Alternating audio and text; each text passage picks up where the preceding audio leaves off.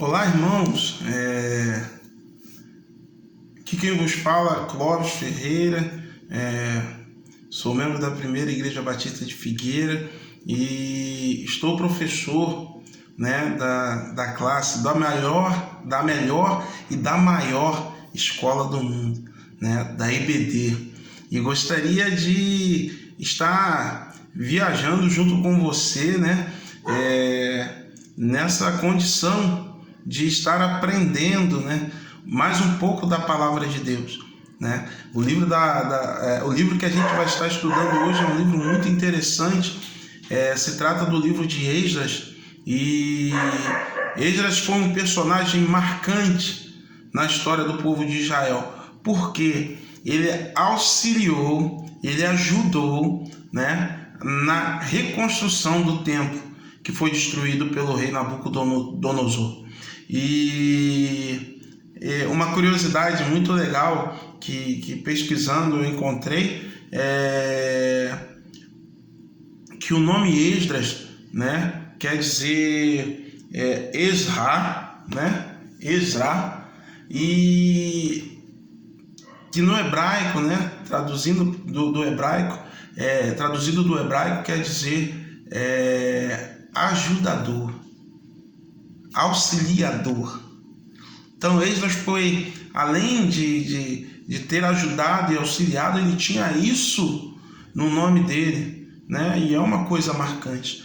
Mas além de ajudar e auxiliar na construção do templo, Esdras tinha uma missão que era muito mais importante: a de verificar, a de pesquisar, a de trabalhar como estava a vida espiritual do povo naquele momento.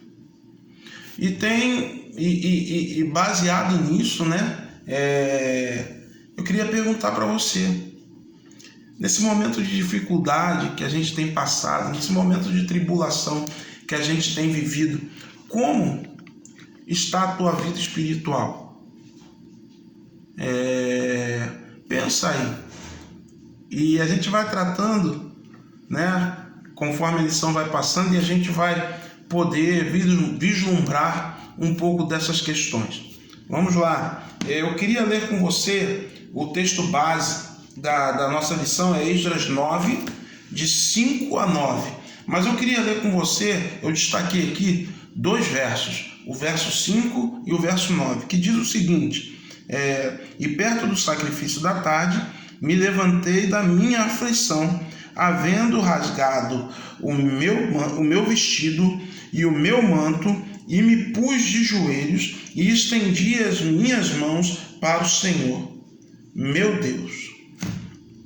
Aí o verso 9 diz o seguinte: porque servos somos, porém na nossa servidão não nos desamparou o nosso Deus, antes estendeu sobre nós a beneficência perante os reis da Pérsia, para revivermos e para levantarmos a casa do nosso Deus. A gente vai estar trabalhando, né, na reconstrução do templo do Senhor, e para restaurarmos as suas assolações, e para que nos desse uma parede em Judá e em Jerusalém. Ou seja, ele estava ali para ajudar, para auxiliar na reconstrução do novo templo, da nova casa que ali seria colocada. E, irmãos, Esdras fazia parte da tribo de Levi, era um exímio conhecedor das Escrituras e ajudou na reconstrução do templo destruído por Nabucodonosor. A gente já falou isso, né? Mas outro fato interessante era que Esdras era descendente de Arão e também era um escriba. E por ser um escriba, ele tinha total condições de conhecer a fundo a palavra. Mas o que mais me marcou nisso tudo é que, por conhecer a fundo a palavra, saber de toda a verdade, ele vivia a palavra de Deus. Ou seja, ele vivia na íntegra aquilo que era a palavra de Deus. E com a gente, querido, não pode ser diferente. A gente tem que ser igual a Neemias. A gente tem que viver a palavra de Deus, porque ela é viva e eficaz, né? O conhecer da palavra e o viver a sua palavra, na essência, faz com que Esdras tivesse a atitude de orar, de interceder, de buscar pelo povo, mesmo sabendo que ele não estava pecando contra Deus, mesmo sabendo que ele não estava vivenciando o que o povo estava vivenciando naquele momento, e a gente vai ver isso mais à frente na lição, né? Agora no tópico 1, mesmo sabendo disso, ele se colocou na condição de ser pecador, ou melhor, de estar pecando junto com aquele povo. Mas isso fez com que o povo entendesse que era o momento de mudar. Vamos continuar na lição? Vamos lá, o primeiro tópico da lição diz o seguinte: quando esquecemos o orgulho, entramos em oração de intercessão. Ou seja, quando você esquece o orgulho, você começa a olhar para o seu irmão com um olhar de compaixão. Você esquece dos delitos que ele fez, porque como Deus diz que dos nossos pecados ele não se lembrará mais. Você esquece dos delitos e você passa a olhar a pessoa como um ser espiritual, que é o que nós somos. Quando a gente se enche, quando a gente se permite se encher da manifestação e da glória de Deus em nossas vidas, a gente esquece o orgulho, a gente esquece a vaidade e passa a ser instrumento de Deus para fazer o bem aqui na terra. Não é verdade? Então, a atitude do povo era a seguinte: o povo estava se casando, os homens estavam se casando com mulheres que não eram do mesmo povo que eles. E com isso, os seus filhos estavam aprendendo outras línguas e a adoração a deuses estranhos. Esdras estava transtornado com o que estava acontecendo e não apenas se humilhou, ele orou. Quantas situações difíceis vocês têm passado e a gente não está, como que eu vou dizer, preparado para lidar com a situação. E mesmo assim, o nosso orgulho não nos permite dobrar os nossos joelhos e orar ao Senhor para buscar a solução desse problema. A gente quer resolver com a nossa própria força. E na verdade, a solução desse problema não está em resolver com a nossa própria força. E a gente vai ver isso aqui na nossa lição. Orar e buscar a direção de Deus para a nossa vida, buscar a solução para os problemas e para as crises. É isso que Deus espera de nós. É isso que a gente tem que fazer como cristãos que somos. A gente tem que deixar o orgulho de lado e começar a vivenciar Deus em sua essência, para que a gente possa ver a manifestação do poder dele na solução das crises e na solução dos problemas. O orgulho e achar que pode resolver os seus próprios problemas sozinho. O orgulho está aí, em acharmos que podemos fazer isso, quando na verdade a visão, a perspectiva é completamente diferente. A gente não pode se permitir se deixar levar pelo nosso orgulho, por uma atitude errada. A gente pode fazer com que pessoas errem também. E Esdras reconhecia isso, né? Quando esquecemos o orgulho, nos identificamos com o próximo.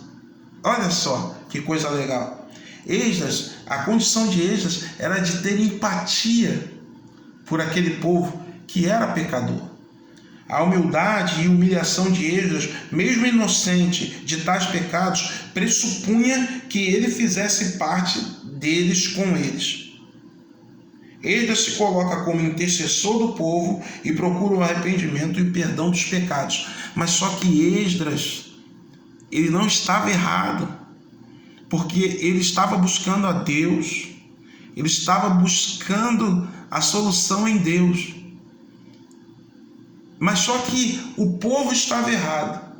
E o que Esdras fez? Em vez de apontar o dedinho para o povo que estava errado, ele se colocou na condição em que o povo estava. E o que ele fez? A atitude dele fez com que o povo tivesse uma percepção diferenciada daquilo que achavam que estava certo. Né? Então, Esdras ele criou empatia com o povo. Ele esqueceu o orgulho e se humilhou e se prostrou diante de Deus e vivenciou o melhor de Deus para aquele povo naquele momento. Ele pôde trazer para aquele povo o abrir, a retirada das escamas. Ele pôde trazer uma visão diferenciada. E foi isso que mudou a história daquela nação. Vamos continuar?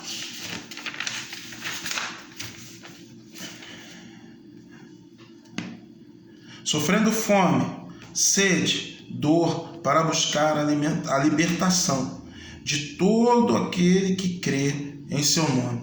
Eu quero dizer para você que apesar dos momentos difíceis que nós temos vivenciado, que você tem vivenciado, não desista.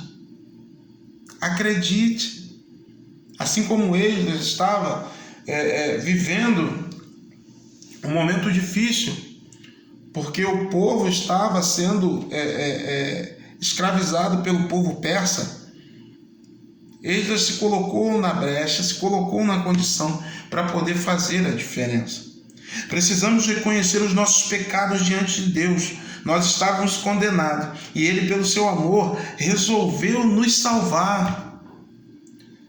Fechando, renunciando o nosso orgulho, podemos olhar para o próximo e entender que somos iguais e conhecemos e carecemos da misericórdia de Deus. Ei, escute isso. Não existe ninguém maior nem menor que você. A gente está nivelado. O que nos diferencia são as escolhas que fazemos. São as decisões que tomamos. Qual a decisão que você quer tomar?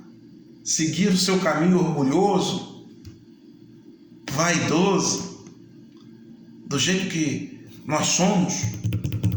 Ou seguir o seu caminho com Deus, humildemente, submisso à vontade dele, para que a gente possa avançar e alcançar a nossa coroa? O terceiro tópico diz o seguinte: quando esquecemos o orgulho, entendemos que somos abençoados em meio às lutas. Caramba, quantas lutas você tem passado! Mas você já parou para pensar que não pode ser com suas próprias forças que você vai vencer essa tribulação? Você já pediu para o Senhor abrir a sua mente e mostrar com clareza o que está acontecendo para você poder dar a volta por cima? Esdras reconhece que Deus não tinha desamparado o seu povo. Ei, Deus não desamparou o povo, porque tinha alguém intercedendo pelo povo. E hoje o mais interessante, o mais bacana, é que a ligação é direta. Você pode interceder por você. Você pode ser o Esdras que vai mudar a história do povo de Israel. É você que vai reconstruir o novo templo. É você que vai fazer a diferença. Sabe? É você que pode fazer isso. Porque agora a ligação é direta. Eu não preciso mais de intermediários. Você pode ser o Esdras que vai salvar e que vai restaurar o novo tempo. Deus estava agindo no tempo por meio de sua misericórdia. Debaixo das promessas de restauração e bênçãos de Deus, do Deus vivo. O orgulho muitas vezes impede que reconheçamos a misericórdia de Deus sobre nós e também até a ajuda de pessoas que em algum momento nos tiraram de alguma dificuldade. Quero dizer para você também que a gente não vai conseguir fazer nada sozinho. Procure o auxílio de alguém. Fale com aquela pessoa que está próxima de você. Fale com aquela pessoa que quer o seu bem. E a gente sabe quem são. A caminhada ministerial, profissional ou familiar é construída com várias mãos. Não dá para fazer sozinho. Mesmo diante da luta, pessoas foram usadas por Deus para abrir as portas e orientar a sua caminhada. Agradeça a Deus, mesmo que as lutas estejam duras e constantes em sua vida. Deus quer te abençoar.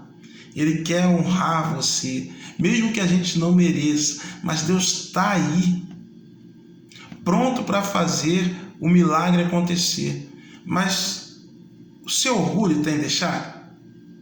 Que Deus te abençoe, que Ele possa fazer com que você caminhe na direção dEle e que você possa entender que o melhor caminho que nós temos é o caminho de Jesus. Um bom domingo, uma boa semana, e que Deus a todos nós nos abençoe.